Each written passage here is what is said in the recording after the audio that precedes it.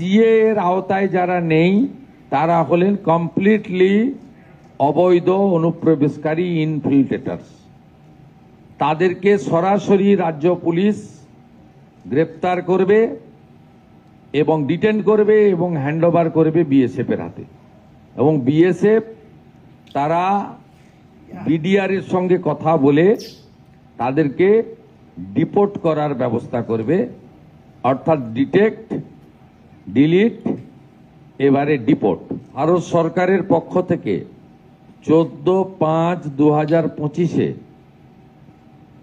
যারা অবৈধ বাংলাদেশি অনুপ্রবেশকারী তাদেরকে সরাসরি বিএসএফ এর হাতে হ্যান্ডওভার করার জন্য একটি নির্দেশিকা এবং তার সঙ্গে একটি আপনার অবৈধ অনুপ্রবেশকারীদেরকে হ্যান্ডওভারের আইন ভারত সরকারের পক্ষে under secretary government of India Pratap Singh Rawat পাঠিয়েছিলেন। ডেটটা আবার বলি, 14/5/2025, অর্থাৎ কার্যত 1 বছরেরও বেশি আগে।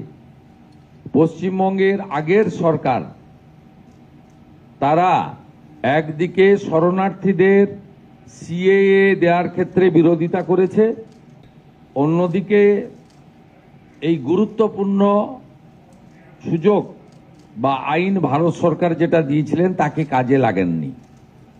আজ থেকে আমরা এই আইন কার্যকর করলাম। এর ফলে সিএ এর অন্তর্ভুক্ত যারা, অর্থাৎ সিএতে বলা আছে 7টা কমিউনিটি বা ধর্ম পালন করা লোকেরা, তারা সিটিজেনশিপ অ্যামেন্ডমেন্ট অ্যাক্টের আওতায় আসবেন এবং তাদেরকে যারা 31/12/2024 পর্যন্ত এসেছেন তাদেরকে কোনো পুলিশ কোথাও হ্যারাসমেন্ট ডিটেন্ট করতে পারবে না।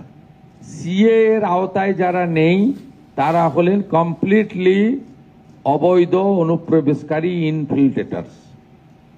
তাদেরকে সরাসরি রাজ্য পুলিশ গ্রেপ্তার করবে এবং ডিটেন করবে এবং হ্যান্ডওভার করবে বিএসএফ এর হাতে। এবং বিএসএফ তারা বিডিআর এর সঙ্গে কথা বলে তাদেরকে ডিপোর্ট করার ব্যবস্থা করবে, অর্থাৎ ডিটেক্ট, ডিলিট, এবারে ডিপোর্ট। এই আইন আজ থেকে কার্যকর হলো। মাননীয় ডিজিপিকে এবং হোম সেক্রেটারিকে বলে দেওয়া হলো পশ্চিমবঙ্গের